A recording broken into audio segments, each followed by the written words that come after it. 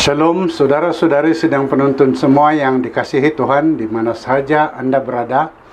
Saya senang sekali untuk berkongsi renungan sempena sembahyang pertengahan minggu untuk gereja SDA Kota Kinabalu di Likas yang diadakan secara online pada malam ini. Terima kasih kepada Elder Charles Sakandar yang awal-awal lagi telah memaklumkan kepada saya mengenai jadwal untuk saya berkongsi firman Tuhan pada malam ini. Terima kasih juga atas kerjasama semua kru yang turut menjayakan acara secara online ini. Semoga semua peralatan dalam keadaan yang baik, tiada sebarang gangguan jaringan internet, baik di tempat kami di mana kami menjalankan acara ini dan juga di tempat Anda di mana Anda menonton program ini. Berikutan perintah kawalan pergerakan yang dikuatkuasakan oleh kerajaan oleh karena pandemik virus COVID-19 yang melanda seluruh dunia, maka umat Tuhan tidak kehilangan kaedah baru untuk dapat menjalankan aktiviti kebaktian yang biasanya diadakan di dalam gereja. Sudah tentu Tuhan tidak akan membiarkan kita ketinggalan dalam apa juga cara untuk kita dapat berbakti bersama. Sehubungan dengan virus COVID-19 ini dan vaksin yang diperkenalkan untuk melindungi penerima vaksin daripada dijangkiti virus ini, saya mengambil peluang ini untuk berbicara tentang satu topik berjudul Ditemui Vaksin Muktamad. Ayat inti yang saya ambil adalah dari kitab Injil Matius pasal 10 ayat 28 yang berbunyi begini. Dan janganlah kamu takut kepada mereka yang dapat membunuh tubuh, tetapi yang tidak berkuasa membunuh jiwa. Takutlah kepada Dia yang berkuasa membinasakan baik jiwa maupun tubuh di dalam neraka. Mari berdoa. Bapa di surga, terima kasih di atas kesempatan ini untuk kami dapat berkongsi firman Tuhan secara online. Berkati kami semua, baik saya yang Engkau gunakan untuk menyampaikan firman Tuhan, serta setiap penonton yang dapat menyertai acara ini, dan juga peralatan yang kami gunakan agar acara ini tidak ada terganggu.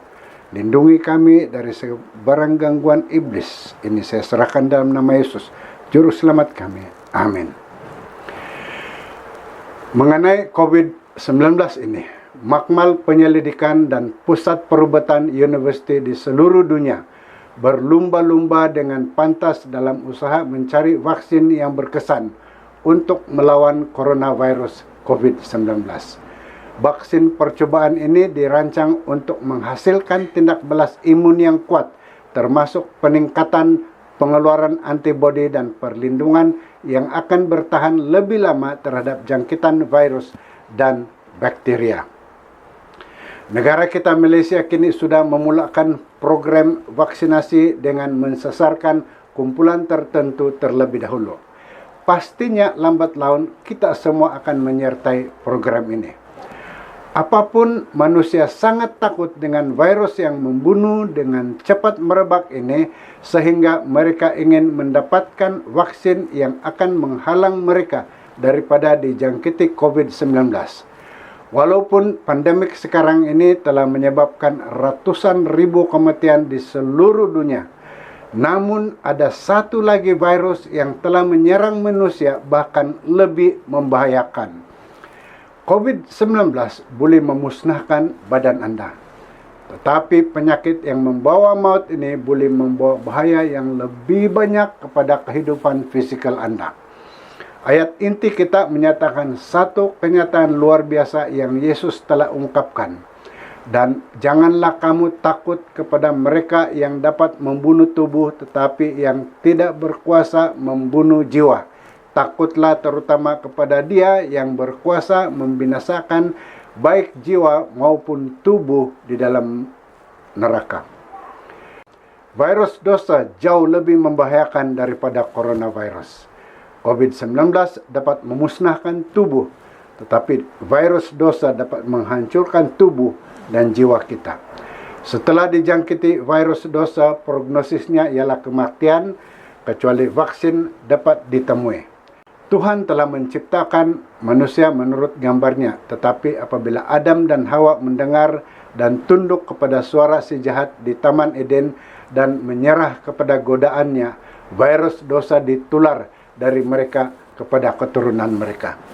Inilah sebabnya mengapa Nabi Yeremia mengatakan di dalam Yeremia 17 ayat 19. Dia berkata, betapa liciknya hati, lebih licik daripada segala sesuatu. Yesaya menambahkan dalam Yesaya 53 ayat 6, kita sekalian sesat seperti domba, masing-masing kita mengambil jalannya sendiri. Adakah Anda mengingati ratapan Rasul Paulus ketika dia berseru, aku manusia celaka, siapakah yang akan melepaskan aku dari tubuh ini? Roma 7 ayat 28. Kita mempunyai penyakit yang boleh membawa maut. Ia mematikan, namun sama seperti sangat ramai orang dengan coronavirus yang tidak menunjukkan gejala. Kita berjalan-jalan menyebarkan virus dosa kepada orang lain dan sama sekali tanpa menyadarinya. Terdapat ramai orang semasa tahap wabah COVID-19 ini yang paling tinggi nampaknya tidak mempunyai gejala awal. Mereka tidak mengalami sakit tekak atau demam. Mereka tidak mengalami keletihan atau batuk. Mereka kelihatan normal tetapi berjalan-jalan kemana-mana dan menjangkiti orang lain. Kadang-kadang orang ini tidak pernah menunjukkan sebarang tanda-tanda penyakit atau hanya mengalami gejala ringan. Tetapi pada orang lain yang dijangkiti olehnya, penyakit ini menimpa mereka dengan kekuatan yang dahsyat. Suhu mereka meningkat, pernapasan menjadi sukar, badan mereka menjadi lemah, mereka berjuang untuk hidup mereka. Usaha terbaik dari kaki tangan perubatan yang paling hebat tidak berdaya menyelamatkan mereka. Tidak ada obat untuk merawat coronavirus, tetapi syukur pada Tuhan, ada obat untuk virus dosa. Ada satu yang boleh menyelamatkan kita dari cengkaman dosa. Ketika Rasul Paulus berseru, aku manusia celaka, siapakah yang akan melepaskan aku dari tubuh maut ini? Dia tidak meninggalkan kita dengan satu soalan tanpa jawaban. Dia menjawab pertanyaannya sendiri dengan penuh berkemenangan. Dia menyatakan, syukur kepada Tuhan oleh Yesus Kristus Tuhan kita. Roma 7 ayat 25. Ada seorang dokter yang mempunyai obat untuk virus. Yesus telah turun dan memasuki jurang dosa ini untuk menangani satu emergency. Tabib ilahi itu telah masuk ke arena hal ehwal manusia dengan membawa bersamanya antibodi untuk menyelamatkan kita dari virus dosa. Dia telah datang ke jurang dunia yang gelap ini dengan semua racun berbahaya di dalamnya dan mendepani muka dengan muka godaan setan, dan dia telah beroleh kemenangan. Dia telah memenuhi tuntutan hukum yang telah kita langgar. Dia telah mengalami kematian yang seharusnya menjadi milik kita agar kita dapat menjalani kehidupan yang seharusnya menjadi miliknya. Salib mengungkapkan seluruh alam semesta tentang sejauh mana kedalaman yang akan dilalui oleh Kristus demi menyelamatkan kita. Mengenai Kristus, kitab suci menyatakan di dalam 1 Petrus 2 ayat 24. Ia sendiri memikul dosa kita di dalam tubuhnya di kayu salib. Salib Kalvari mengungkapkan cinta yang di luar pemahaman manusia. Ketika melihat putra Tuhan disalibkan, kita dapat mengatakan sama seperti Rasul Paulus katakan di dalam Galatia 2 ayat 20. Dia mengasihi aku dan menyerahkan dirinya untuk aku. Rahmat kasih kurnia Kristus tidak diterima karena kita patut menerima, atau kita layak menerima, atau kita terima karena ia berupa upah. Yesus melalui kematian yang menyakitkan dan menyiksakan yang menyebabkan orang berdosa yang telah hilang itu mati. Dia telah mengalami kepenuhan murka atau penghakiman Bapa terhadap dosa. Dia telah ditolak supaya kita boleh diterima. Dia telah melalui kematian yang adalah milik kita supaya kita dapat menjalani kehidupan yang adalah miliknya. Dia telah memakai mahkota duri agar kita dapat memakai mahkota kemuliaan. Dia telah dipaku tegak dalam derita kesakitan yang menyiksa di atas salib agar kita dapat memerintah di atas takhta bersama umat tebusan dari sepanjang zaman. Dia memakai jubah kehinaan agar kita dapat memakai jubah kehormat diraja untuk selamanya. Ini adalah kekaguman dari semua hal yang mengkagumkan. Hal ajaib dari semua keajaiban. Di dalam kehinaan dan kebersalahan kita, Yesus tidak menolak kita. Di dalam kasih ilahi, Dia menjangkau untuk menyambut dan menerima kita. Di dalam sanktuari perjanjian lama, domba yang disembelihkan melambangkan tubuh juru selamat kita yang patah, lebam, hancur, luka, dan berdarah.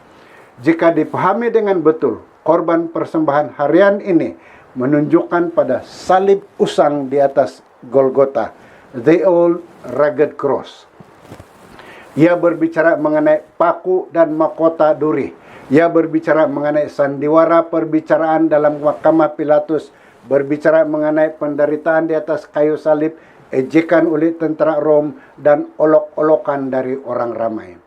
Ia berbicara mengenai nilai yang dibayar untuk dosa, kutukan hukum, dan keajaiban kurnia kasih. Salib itu berbicara tentang cinta yang sangat mengagumkan, sangat menakjubkan, sangat ilahi, sehingga salib itu lebih suka menerima kutukan, kesalahan, dan hukuman dosa atas dirinya sendiri daripada dijatuhkan ke atas salah satu daripada anak-anaknya yang telah hilang. Terdapat pernyataan yang mendalam di dalam buku The Desire of Ages, Kerinduan Segala Zaman, sebuah buku yang mengungkapkan kedalaman pengorbanan Yesus. Dia berkata, setan dengan godaannya yang sengit telah memerahkan hati Yesus. Juru selamat itu tidak dapat melihat melepasi pintu kubur. Harapan tidak ditunjukkan kepadanya yang dia akan keluar dari kubur sebagai pemenang atau memberitahu kepadanya mengenai penerimaan Bapa terhadap korbannya. Dia takut dosa yang sangat memusuhi Tuhan itu akan membuat perpisahan mereka kekal. Kristus merasakan penderitaan yang akan dirasai oleh orang berdosa apabila pintu kasihan nanti sudah ditutup dan kurnia kasih tidak lagi boleh dicapai oleh bangsa yang berdosa. Perasaan terhadap dosa seperti itulah yang telah membawa murka Tuhan ke atas dirinya sebagai pengganti orang berdosa, yang membuat cawan yang diminum olehnya itu sangat pahit dan telah menghancurkan hati anak Tuhan. Inilah kisah kurnia kasih itu. Inilah kisah mengenai cinta juru selamat yang tidak terduga. Inilah kisah mengenai Yesus yang sangat mengasihi kita sehingga telah memilih untuk mengalami neraka daripada kehilangan salah seorang daripada kita. Inilah kisah cinta tidak terbatas, tidak dapat diduga, tidak dapat dipahami, tidak putus-putus, tidak berkesudahan, dan kasih berkekalan yang merindukan untuk kita bersama dengannya selama-lamanya. Inilah kisah tentang anak ilahi Tuhan yang bersedia menanggung kesalahan, hukuman, dan upah dosa kita dan dipisahkan dari Bapanya selama-lamanya, karena itulah yang diperlukan untuk menyelamatkan kita. Kematian Kristus di kayu salib membebaskan kita dari kecaman dosa, rasa bersalah, rasa malu, dan dari hukuman muktamad ke atas dosa. Darah Kristus yang dicurahkan adalah satu-satunya vaksin yang berkesan untuk virus dosa. Namun kisahnya tidak berakhir di kayu salib. Jika Yesus telah mati dan tidak bangkit dari kematian, maka dia hanyalah seorang martir yang mati syahid, yang telah mati karena satu perjuangan yang baik. Jika dia tidak pernah mengalahkan kubur, apakah ada harapan untuk kita, untuk kehidupan yang kekal bagi kita? Untuk menebus kita memerlukan Yesus mati dan Yesus hidup lagi. Kristus yang telah dibangkitkan akan membebaskan kita dari cengkaman dosa. Penguasaan dosa ke atas hidup kita sudah dirobohkan. Ia tidak lagi menahan kita di dalam genggamannya. Terdapat satu kuasa yang lebih kuat daripada pengaruh baka kita, persekitaran kita, atau kesalahan kita pada masa lalu, dan itu adalah kuasa Kristus yang hidup, yang telah bangkit dari maut dan yang akan mengubah hidup kita. Sekiranya kubur Kristus tidak kosong, hidup kita tidak akan dipenuhkan. Sekiranya tubuh masih berada di dalam kubur, maka tidak akan ada jaminan bahwa tubuh kita boleh meninggalkan kubur. Sekiranya dia tidak dibangkitkan, maka kita tidak akan memiliki harapan untuk kebangkitan. Disinilah berita baik yang menakjubkan. Bukti nyata dan literal mengenai kebangkitan Yesus secara fisikal adalah kukuh. Di dalam kitab Injil Matius, kita membaca, keesokan harinya, yaitu sesudah hari persiapan, datanglah imam-imam kepala dan orang-orang Farisi bersama-sama menghadap Pilatus, dan mereka berkata, kami ingat bahwa si penyiasat itu sewaktu hidupnya berkata, sesudah 3 hari aku akan bangkit. Karena itu perintahkanlah untuk menjaga kubur itu sampai hari yang ketiga. Jikalau tidak, murid-muridnya yang mungkin datang untuk mencuri dia lalu mengatakan kepada orang ramai, dia telah bangkit dari antara orang mati. Sehingga penyiasatan yang terakhir akan lebih buruk akibatnya daripada yang pertama. Lalu kata Pilatus kepada mereka, ini penjaga-penjaga bagimu. Pergi dan jagalah kubur itu sebaik-baiknya. Maka pergilah mereka dengan bantuan para pengawal itu, mereka memeteraikan kubur itu dan menjaganya. Haruslah diingatkan bahwa Matius adalah seorang pemungut cukai, seorang pegawai kerajaan yang berpendidikan. Maka kita boleh menjangkakan bahwa dia sangatlah terperinci ketika menulis peristiwa ini. Perhatikan kata-kata Pilatus, jagalah kubur itu sebaik-baiknya. Terdapat 4 perkara penting mengenai ungkapan ini. Pertama, para ahli Taurat dan orang Farisi risau mengenai kebangkitan Kristus. Kedua, Pilatus mengerahkan seorang tentara untuk menjaga kubur itu. Dan ketiga, satu batu besar diguling untuk menutupi pintu kubur itu. Dan yang keempat, meterai Rom digunakan untuk memeteraikan pintu kubur itu. Saudara-saudari yang dikasihi Tuhan, seorang pengawal Romawi dari pasukan tentara yang teruji dalam peperangan ditempatkan untuk menjaga kubur itu. Kontijen tentara Rom ini berpegang kepada tanggung jawab dengan penuh hormat untuk melindungi makam itu. Protokol ketenteraan Rom menuntut kesetiaan terhadap tugas yang diarahkan. Sebarang penyimpangan dari kesetiaan mutlak dan kegagalan untuk melaksanakan misi yang diarahkan boleh mengundang hukuman mati. Lalu ada lagi isu berkaitan dengan meterai Rom. Anggota tentara itu melekatkan meterai Rom pada makam itu yang bertujuan untuk menghalang sebarang cobaan untuk merusakkan kubur itu. Meterai itu melambangkan kuasa dan otoriti Empire Rom. Sesiapa yang mencoba untuk memindahkan batu dari pintu kubur itu harus terlebih dahulu memecahkan meterainya, dan dengan demikian akan melanggar undang-undang Rom dan akan pasti dihukum mati.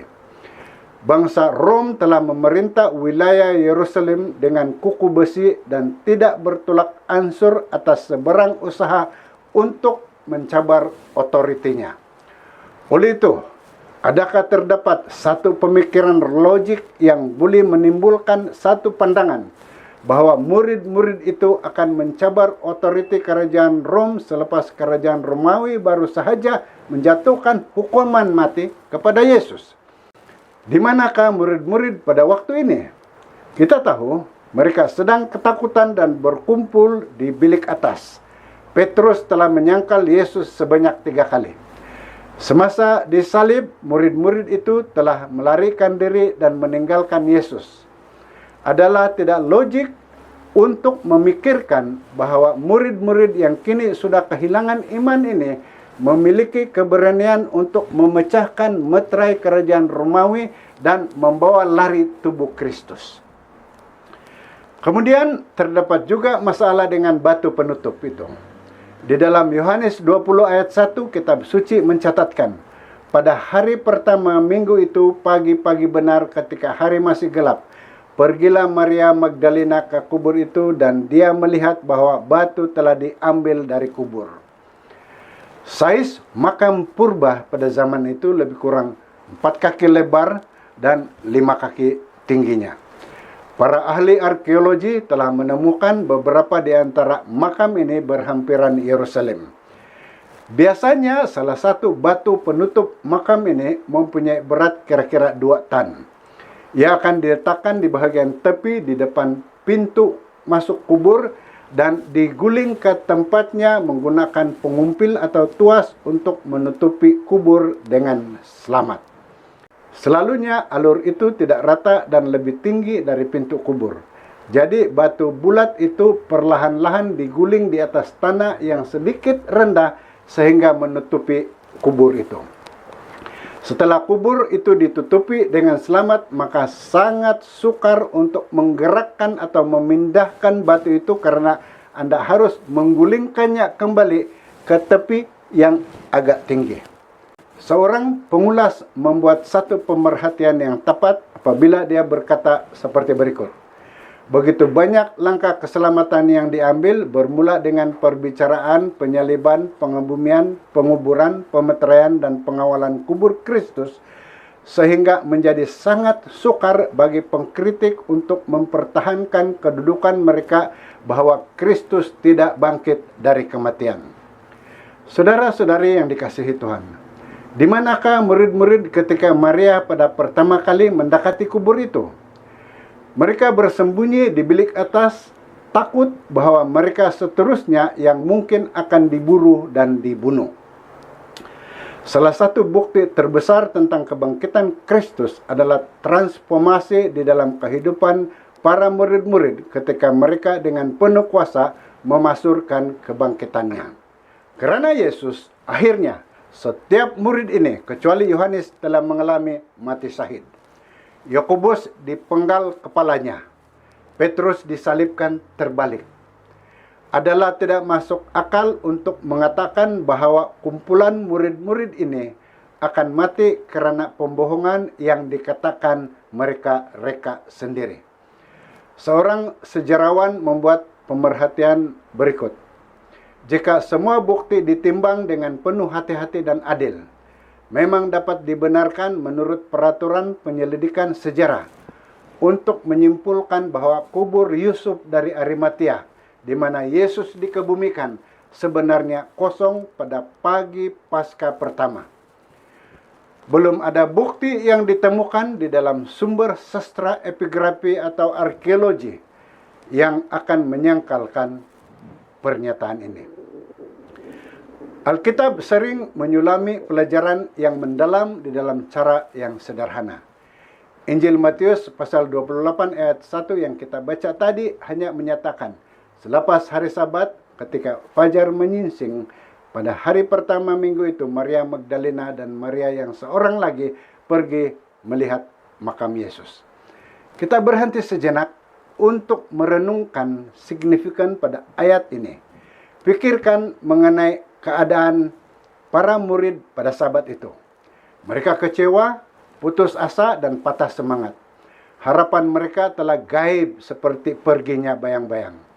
Petrus dan Yohanes telah meninggalkan perusahaan mereka sebagai nelayan yang makmur untuk mengikuti Yesus. Mereka telah menggadai masa depan dan kemakmuran untuk mengikuti Yesus, pengkhotbah dari Nazaret itu. Tetapi bagaimanakah sekarang? Apakah masa depan mereka? Kini Yesus sudah mati.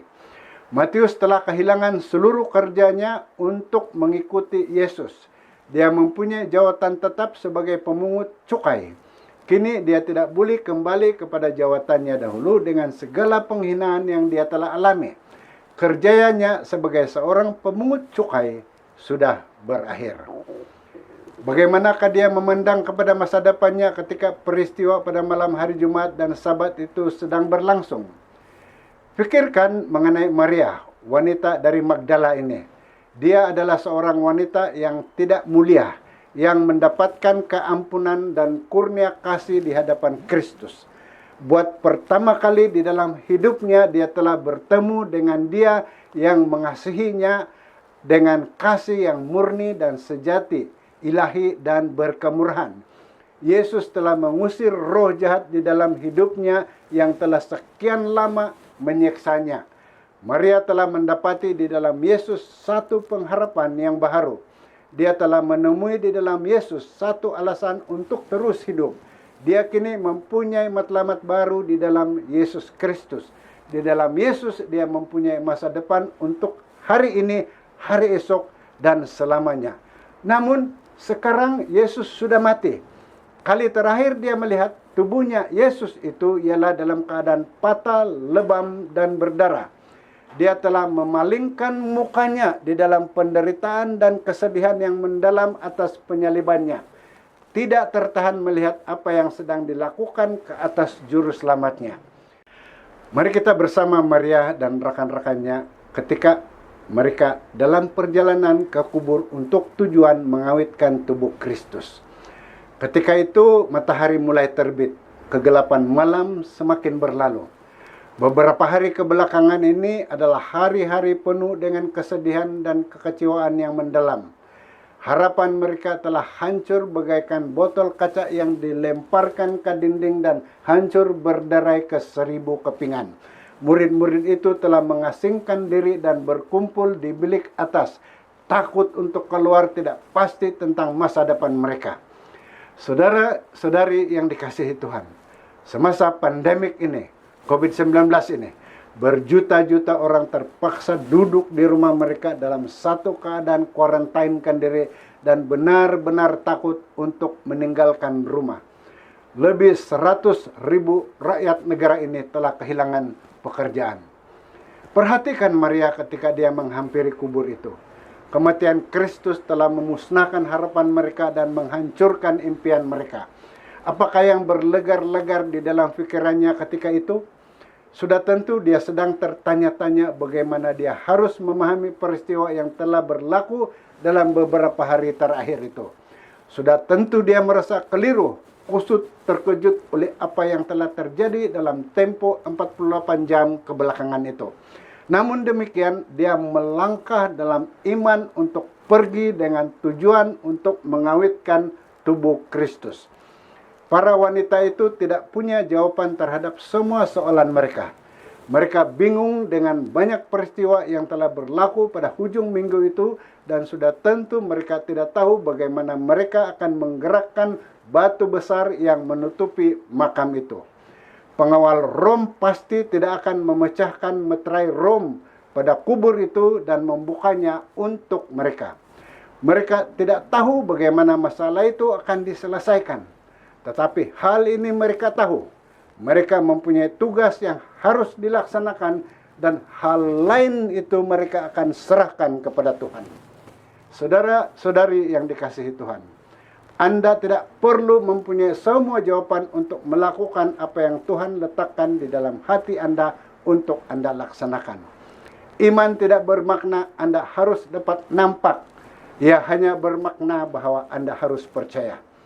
Iman bukan tentang mengetahui. Ia adalah mengenai percaya. Iman bukan memiliki semua jawaban. Ia adalah memiliki keyakinan terhadap Tuhan yang masih mengasihi kita dan sedang menangani segala perkara demi untuk yang terbaik bagi kita apabila kita tidak memahami. Ingatkah Anda dengan ayat pertama di dalam Matius 28? Selepas hari Sabat, ketika fajar menyingsing pada hari pertama minggu itu. Disinilah satu kebenaran kekal. Selepas kegelapan malam berlalu, fajar pagi akan sentiasa menyingsing. Malam hidup yang digelapkan oleh dosa dan akibatnya pasti akan menjadi siang. Di dalam saat kehidupan Anda berada di dalam kegelapan, Yesus, matahari kemuliaan, akan terbit di dalam hidup Anda. Anda tidak perlu memahaminya. Anda hanya perlu percaya. Percaya bahwa Dia peduli. Percaya bahwa Dia mengasihi Anda. Percaya bahwa Dia memikirkan hal yang terbaik untuk Anda. Percaya bahwa di dalam cahaya kemuliaan Yesus yang telah bangkit itu, matahari akan terbit lagi untuk Anda. Dia adalah terang dunia dan dia akan menghapuskan kegelapan itu. Terdapat satu babak yang sangat menarik di dalam kisah kebangkitan ini. Kita dapatinya di dalam Yohanes 20. Yohanes 20 ayat 11 hingga 17. Anda boleh bacanya. Tetapi Maria berdiri di hadapan makam itu sambil menangis. Lalu dua malaikat bertanya kepadanya, "Mengapa engkau menangis?" Lalu dia menjawab, "Tuhanku telah diambil orang dan aku tidak tahu di mana dia diletakkan." Sementara dia berkata-kata demikian, dia berpaling dan melihat Yesus. Namun dia tidak mengenalinya. Terdapat ramai orang merasa bahwa mereka tidak tahu bagaimana atau di mana mencari Yesus. Hal yang menarik adalah ini. Maria sedang mencari Yesus, namun Yesus sedang berdiri dekat dengannya. Pengalamannya ini mengingatkan kita mengenai janji Tuhan di dalam Ibrani 3 ayat 15. Ibrani 3 ayat 15. Aku tidak akan membiarkan kamu, aku tidak akan meninggalkan kamu. Dan janji di dalam Yesaya 41, jangan takut karena aku menyertai kamu. Jangan cemas karena akulah Tuhan kamu. Aku akan menguatkan dan menolong kamu. Aku akan melindungi dan menyelamatkan kamu. Melalui air matanya, Maria tidak nampak Yesus, tetapi dia berdiri di situ. Anda tertanya-tanya, di manakah Yesus apabila seakan-akan aku tidak dapat mencari dia? Apabila hidup rohani kita telah kering dan kita tertanya-tanya, di manakah dia telah pergi? Saudara-saudari yang dikasihi Tuhan, Yesus sentiasa berada di sisi Anda untuk menguatkan Anda, mendorong Anda, dan memberikan harapan kepada Anda. Ketika berada di dalam perahu yang hampir tenggelam dipukul badai bersama murid-murid, Yesus berada di bahagian paling bawah perahu itu, sehingga jika perahu itu harus tenggelam, Yesuslah yang terlebih dahulu akan tenggelam. Yesus berada di bahagian batin kita yang paling lemah untuk mendorong, menguatkan kita. Sehingga jika kita harus tenggelam, Yesuslah yang terlebih dahulu akan tenggelam. Saudara dan saudari yang dikasihi Tuhan, nampaknya agak aneh karena Yesus tidak terlebih dahulu muncul kepada Petrus, Yakobus, Yohanes, atau Matius. Mengapakah Yesus muncul pada Maria? Maria mempunyai satu keperluan yang terbesar. Yesus akan sentiasa bersama kita, tetapi pada masa kita paling memerlukan dia, dia berada sangat dekat dengan kita. Malah dia berada di dalam diri kita yang paling lemah. Yesus akan terlebih dahulu bersama dengan mereka yang paling memerlukan dia. Inilah pelajaran pertama tentang kisah kebangkitan yang mengubah hidup. Bersukacitalah, Kristus telah bangkit.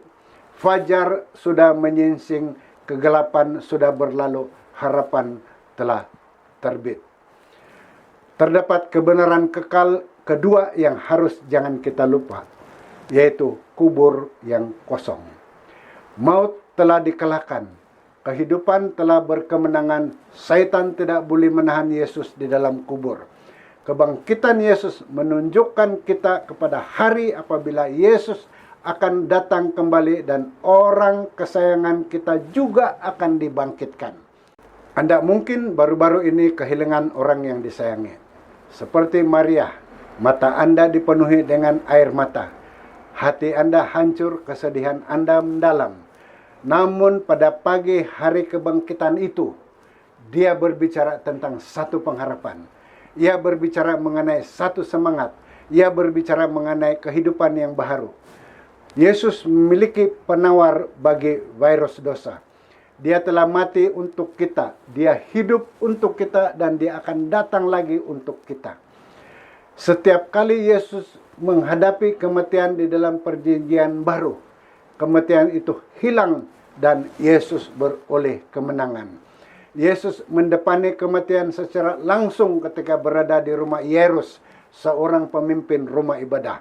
Apabila dia mengungkapkan kata-kata, "Talita kum," hai anakku, aku berkata kepadamu, bangunlah. Maka maut itu melarikan diri dan anak Yairus bangun dari kematian. Maut telah kehilangan pautannya apabila berhadapan dengan Kristus yang hidup. Sekali lagi di kubur Lazarus, di mana Kristus yang dibangkitkan, maut telah dikalahkan dan Yesus beroleh kemenangan. Kubur itu tidak dapat menahan teman Yesus ketika the master teacher berkata, "Lazarus, keluarlah." Maut telah dikalahkan dan Lazarus keluar dari kubur hidup-hidup. Di kubur Yesus pada pagi kebangkitan itu, maut telah dikalahkan. Di kubur Kristus pada pagi kebangkitan itu, musuh terakhir telah dikalahkan. Di kubur Kristus pada pagi kebangkitan itu, kubur yaitu senjata terbesar setan telah dimusnahkan, maut telah dikalahkan. Kini hati kita boleh berdebar-debar mendentumkan pengharapan. Kata-kata Rasul Paulus di dalam 1 Korintus 15 ayat 51 dan 52, bergemah di sepanjang koridor zaman. Sesungguhnya aku menyatakan kepadamu suatu rahasia. Kita tidak akan mati semuanya, tetapi kita semuanya akan diubah dalam sekejap mata pada waktu bunyi nafiri yang terakhir. Sebab nafiri akan berbunyi dan orang-orang mati akan dibangkitkan dalam keadaan yang tidak dapat binasa dan kita semua akan diubah.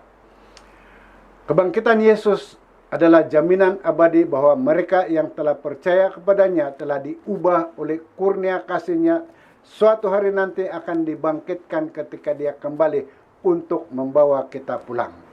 Di kubur Kristus pada pagi kebangkitan itu, nasib kekal kita telah dimeteraikan. Karena tanpa kebangkitan maka hidup kekal Kristus yang dijanjikan itu tidak akan direalisasikan. Inilah alasan nyata mengapa para penulis perjanjian baru meletakkan penekanan yang berulang-ulang terhadap kebangkitan. Mereka menyebutnya beratus kali. Pada peristiwa pagi kebangkitan itu 2000 tahun dahulu, Kristus telah menang mengalahkan setan. Hidup telah menang atas maut, iman telah menang mengalahkan ketakutan, pengharapan telah menang mengalahkan kekecewaan, mengalahkan keputusasaan. Sukacita telah menang atas duka cita. Pagi itu adalah masa untuk bersukacita karena Yesus telah bangkit. Maut telah kehilangan kuasa atas kita dan saudara dan saudari yang dikasihi Yesus. Suatu hari nanti, Yesus akan datang untuk membawa kita pulang. Di tengah-tengah pandemik ini yang banyak menyebabkan kesukaran, kebimbangan, dan kerisauan, sama-samalah kita berpegang pada janji ini, bahwa Yesus akan datang untuk membawa kita keluar dari dunia berdosa ini dan pulang ke surga. Itulah doa dan harapan saya. Mari kita berdoa. Bapa di surga, terima kasih karena Yesus yang telah datang, yang telah mati karena kami, dan telah bangkit untuk kami. Dan dengan ini kami mempunyai pengharapan bahwa suatu hari nanti kami juga apabila direhatan akan bangkit dan menemui Yesus di awan-awan. Apabila fajar pagi menyingsing pada hari kedatangan Yesus yang kedua kali. Dalam nama Yesus kami berdoa. Amin. Shalom. Tuhan memberkati Anda.